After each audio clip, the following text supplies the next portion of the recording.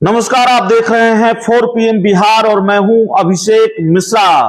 पूर्व केंद्रीय मंत्री और जेडीयू के पूर्व राष्ट्रीय अध्यक्ष आरसीपी सिंह का अगला ठिकाना क्या होगा?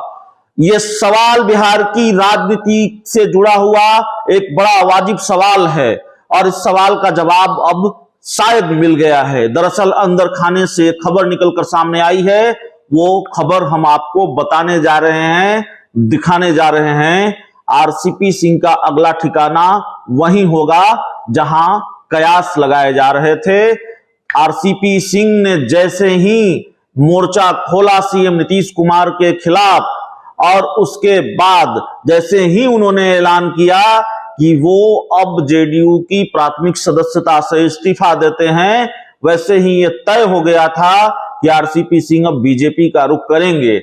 थोड़ा सा कंफ्यूजन इस चीज को लेकर था कि वो अपनी पार्टी बनाएंगे या भारतीय जनता पार्टी में सीधे एंट्री कर जाएंगे, बीजेपी में शामिल हो जाएंगे।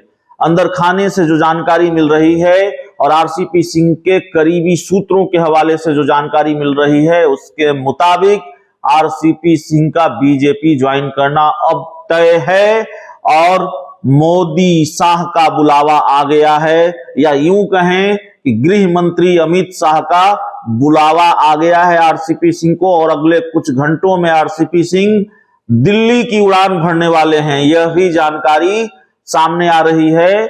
दिल्ली में गृह मंत्री अमित शाह से बीजेपी के राष्ट्रीय अध्यक्ष जेपी नड्डा से मुलाकात होनी है और अगले कुछ दिन, अगले 3-4 दिन बेहद महत्वपूर्ण है इस लिहाज से कि आरसीपी सिंह कभी जो नीतीश कुमार के काफी करीबी रहे, नीतीश कुमार की पार्टी में नंबर 2 की हैसियत रखते रहे, वो अब बीजेपी के हो जाएंगे। हालांकि जेडीयू के बड़े बड़े नेता, जेडीयू के राष्ट्रीय अध्यक्ष ये आरोप लगा रहे हैं कि आरसीपी सिंह तो बीजेपी के एजेंट के रूप में ही काम कर रहे थे। तो एक तरफ जेडीयू का आरोप है कि बीजेपी के एजेंट के रूप में काम कर रहे थे, दूसरी तरफ आरसीपी सिंह अब आधिकारिक तौर पर भारतीय जनता पार्टी के होने जा रहे हैं, ऐसी खबरें सामने आ रही है। और खासकर गृह मंत्री अमित शाह का बुलावा आ गया है दिल्ली से और आरसीपी सिंह दिल्ली की उड़ान भरने वाले हैं अगले कुछ घंटों में, ये जानकारी भी सामने आ रही है। आप जानते हैं आरसीपी सिंह ने जेडीयू से इस्तीफा दिया, इस्तीफे की वजह बताने की जरूरत नहीं है। राज्यसभा का टिकट कटा, राज्यसभा नहीं भेजे गए और एक तरह से उनको किनारे लगाया गया और यहीं से शुरुआत थी। और राज्यसभा का टिकट नहीं कटा तो उनको मंत्री पद से भी इस्तीफा देना पड़ा।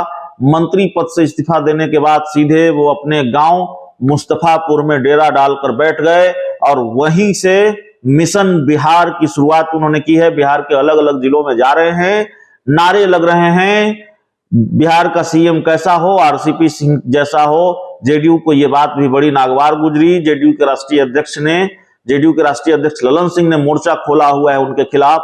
आरसीपी सिंह से बार बार यह सवाल पूछा जाता है कि आखिरकार अब जेडीयू से रास्ते अलग होने के बाद आपका अगला ठिकाना क्या होगा। आरसीपी सिंह लगातार ये कहते रहे कि विकल्प खुले हुए हैं।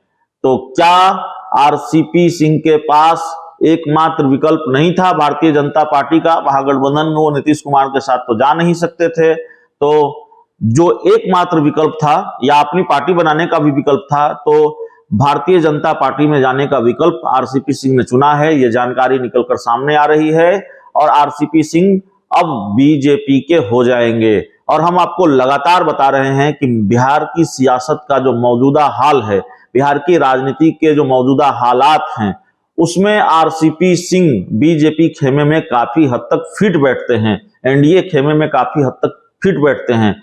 आरसीपी सिंह और चिराग पासवान जैसे नेताओं के लिए वैकेंसी है। तो खैर, चिराग पासवान की बात दूसरे वीडियो में करेंगे, आरसीपी सिंह पर फोकस रखते हैं। आरसीपी सिंह जो अब नीतीश कुमार के सियासी दुश्मन हैं, उनको लगातार उन पर निशाना साध रहे हैं। तो बीजेपी को ऐसे ही नेताओं की जरूरत है, ऐसे ही चेहरों की जरूरत है, क्योंकि अमित शाह का साफ निर्देश है, लालू तेजस्वी नहीं, फायरिंग रेंज में नीतीश कुमार को रखिए। तो फायरिंग रेंज में अगर नीतीश कुमार को रखना है तो आरसीपी सिंह जरूरी हैं, चिराग पासवान जरूरी हैं। तो आरसीपी सिंह को शायद साध लिया है भारतीय जनता पार्टी ने, जो खबरें आ रही है, और अगले कुछ दिनों में आरसीपी सिंह के भाजपा में आने का आधिकारिक ऐलान भी हो जाएगा। तो इस पूरी रिपोर्ट में इतना ही, इस पूरी खबर में इतना ही। बहुत बहुत धन्यवाद।